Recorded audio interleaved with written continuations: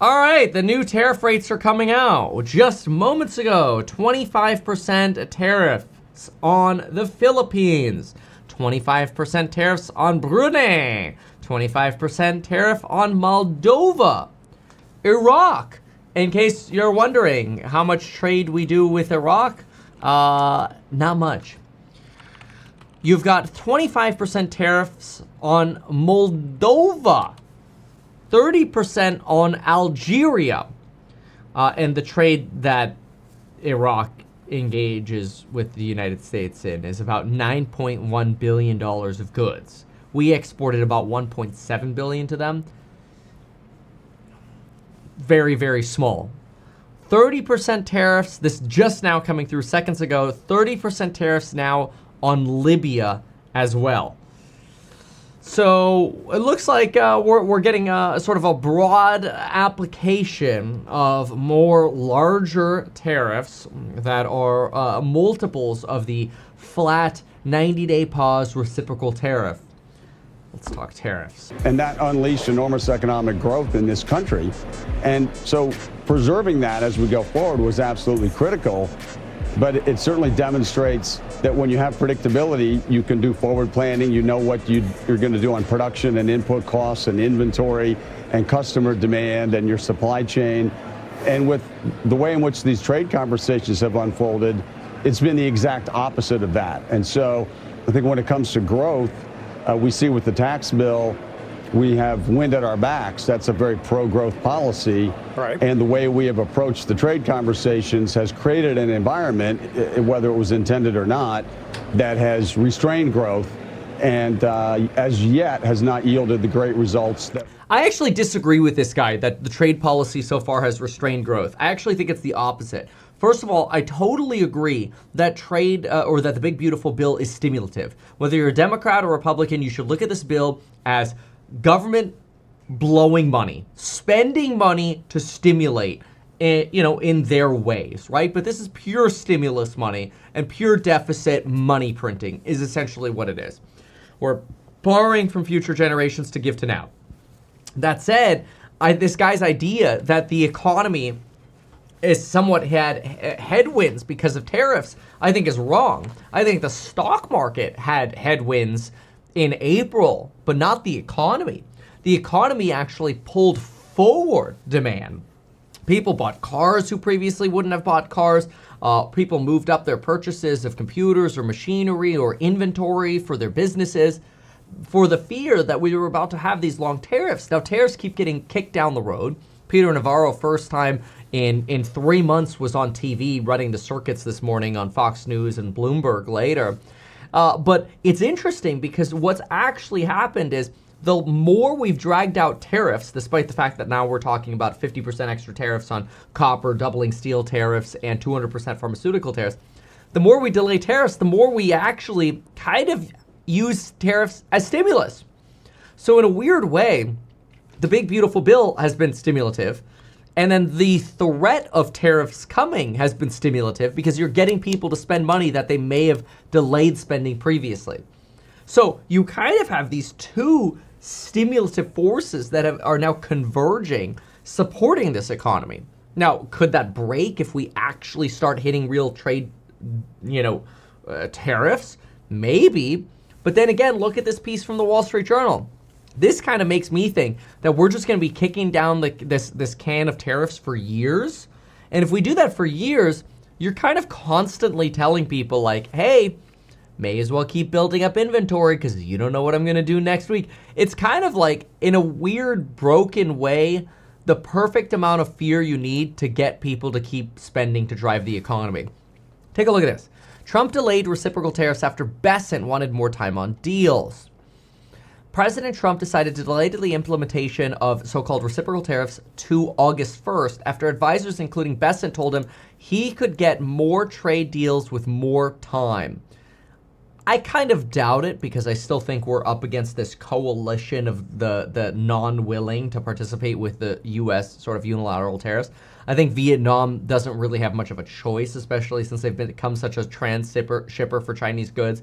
our trade with Vietnam has 3x'd over the last 5 years, following Chinese tariffs in Tariff Warfare 1.0 in 2018. But remember, trade deals can take years to actually get done. And in a weird way, if it continues to motivate people to build inventory or spend money, it's kind of good for GDP. At some point, the bill comes due. You can't kind of hold this over people's head of, keep building inventory, keep building inventory. At some point, people stop building inventory. At some point, the tariffs hit. And at some point, people stop spending. Well, that point's not now. But anyway, administration officials, including Bessent, felt as if they were making progress on deals with several trading partners, such as India and the European Union, as Trump's previous deadline approached. An initial pause on reciprocal tariffs was set to lapse at 12:01 a.m. Wednesday until Trump on Monday further postponed the implementation date for 3 weeks. Right. The weekend before his Monday announcement, Trump deliberated in phone calls and private conversations with allies. Okay, and what did he say? According to people familiar with matter, Trump was weighing whether he should give a new August deadline or send out letters without a date and simply a declaration of tariffs. Oh, interesting. So he was considering not having this August 1st delay at all. Trump had mused publicly about moving away from notching agreements to avert tariffs. His inclination to let tariffs snap into effect shifted after he heard from Bessent that some deals were close but needed more time. Bessent was a key aide who convinced Trump on the initial 90-day pause in April as Liberation Day tariffs rattle global markets. So Bessent has really become this voice of, I hate to say it, sort of reason. He's still, a knee bender for Trump, let's be clear about that, and, ignores the longer run implications that tariffs can cause, which we really don't see yet, obviously, because we've been on pause.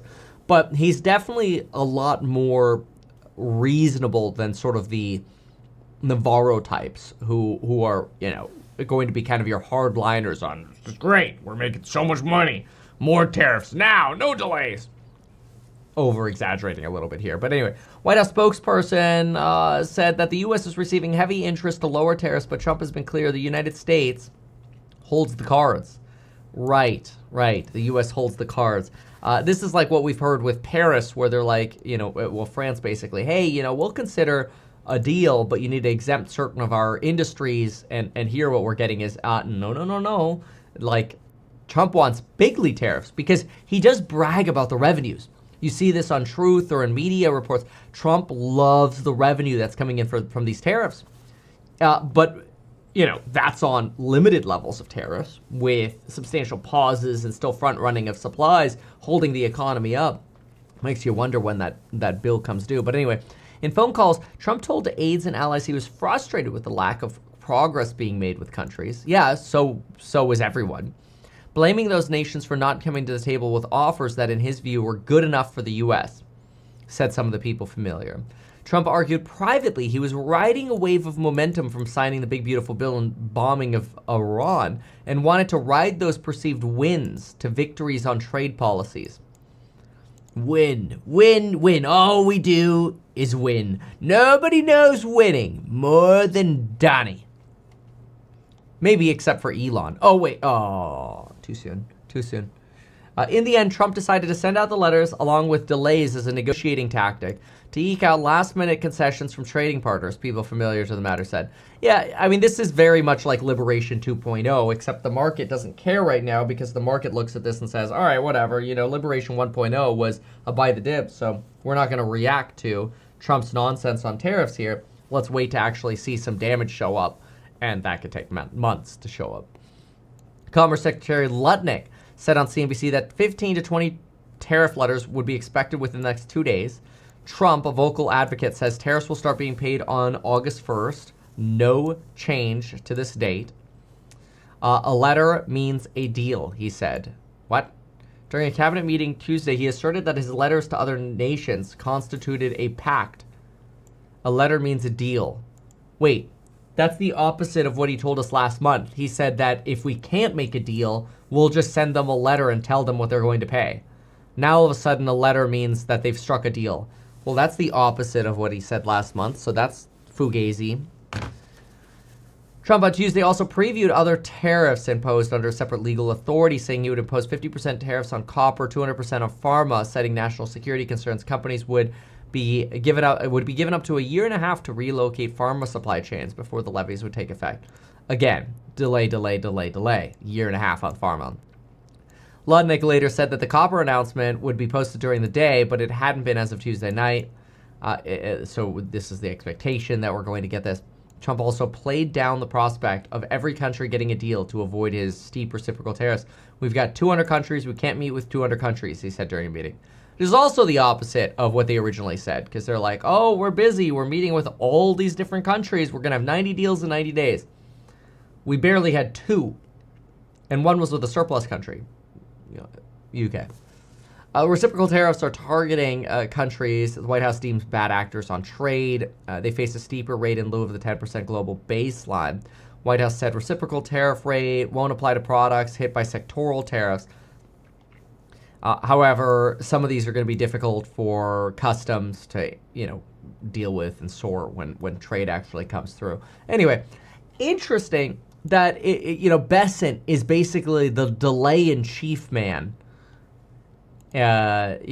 Stocks pair gains as people wait further clarity on tariffs.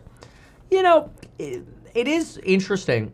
When you look at the Qs, they've done very well in the face of these recent sort of new April 9th announcements. There's really been zero panic over here. You've had these basically flat days right around 552. It's kind of where we sit now. It's not bad. You got to give it to the stock market. The stock market just doesn't really care right now about Trump's tariffs, and probably won't until we actually get some impact. But then again, if Bessent has anything to say about it, we would just expect even more delays. Why not advertise these things that you told us here? I feel like nobody else knows about this. We'll try a little advertising and see how it goes. Congratulations, man. You have done so much. People love you. People look up to you. Kevin Paffrath there, financial analyst and YouTuber. Meet Kevin. Always great to get your take.